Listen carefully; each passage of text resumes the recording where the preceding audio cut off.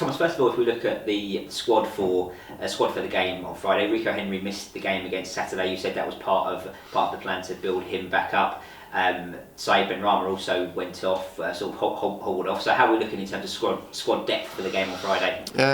Rico Henry should rejoin the squad. He's ready for selection, so we look forward to having him back in. Saeed Benrahma is unfortunately out for the rest of the season, so that's really pity because he's been one of our best offensive players with a lot of assists and goals, and had a really good spell. Saeed's out for the season. What happened? Yeah, for me, I'll never complain about the refs for duels or pens or all that. They need to take a decision. But one thing I'm big on is that they need to be really aware to protect the good footballers, so they're not just taken down by nasty tackles. And I think it was a really nasty tackle Saturday against Reading that took him out, and now he's out for the rest of the season. Presumably, though, that gives someone else an opportunity. Yeah, massively. Now, definitely Sergio Canales, Emiliano Marcondes, Marcus Fors, Chidosi, all of them have some chance, some opportunities to show that they are the next to get minutes, either from the bench or coming off the bench or starts. So that's always an opportunity for other players. Camo Makocho missed the game. He was obviously still suffering with the injury he suffered against Derby. Will he be available? Yes, he's ready. He's also ready to start if possible. So in terms of the game you spoke after the game at Reading, you expected a tough contest against Millwall. Do you want to explain in more depth as to what sort of challenge Millwall will provide your team? Yeah, I think I like Millwall in many ways because I think they have a clear style of play, and we know that Den is a very difficult place to play, and it will be a war. No matter what, it will be a war. But even more now because they're fighting against relegation, so they need to give everything. And we know that they are a very physical side. They play the longer balls, the early crosses, set pieces, a lot of physicality, and we need to match that. We need to fight. When we need to fight, we need to fight. So it's definitely for us to get the first contacts, be around the second balls and control that part of the game. And all the other situation where we can't, we try to avoid these situations. That's why we need to control the game on the ball. Can we control the game on the ball, we'll have less of these situations where they are physically stronger than us, but we still need to manage and fight. So that would be the game picture. You've spoken a lot in your answers, probably going back 3 or 4 months now, about defensive mindset and wanting to defend and that sort of what you might class as the ugly side of the game. What have you been doing with your players this week? Because this seems a game more than ever where that will come to the fore. Yeah, massively. I think it's an area we've been working on a lot for the last 3-4 months, and sometimes you can see we've been bang on it and been really good. And other games you can see it's still not ingrained. It's still not totally 100% every single game. All teams concede goals and chances, of course, but we just want it to be even better, even higher.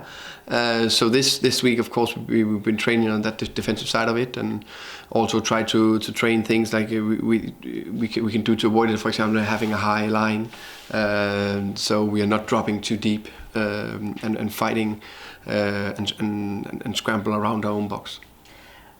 You've also spoken in the past about how you love Griffin Park. You mentioned it there. The Den as a football ground. I can see a smile on your face. You've probably only been there a couple of times. What do you think of that as a place to play football? Yeah, I think it's one of the beauty of the English game. I think there's so many iconic stadiums and grounds where there's different but fantastic atmospheres, and we know the Den is a fantastic atmosphere. On the day they could be hostile, just like Griffin Park. So I'm really looking forward to this game. It's going to be a top test of our way of manage games like this. See how our attitude, mentality is, and we need to be bang up there because they will give everything and they will come with everything. But I'm 100% sure if we are ready and know what to do, we can match that, and then it's going to be a very interesting game then. it's an Easter weekend. The weather forecast is for it to be nice and warm. It's a perfect day to watch football. But what do you need from the Brentford fans on that day? Oh, we know it's a local derby. Hopefully, again, a lot of fans will travel to the game.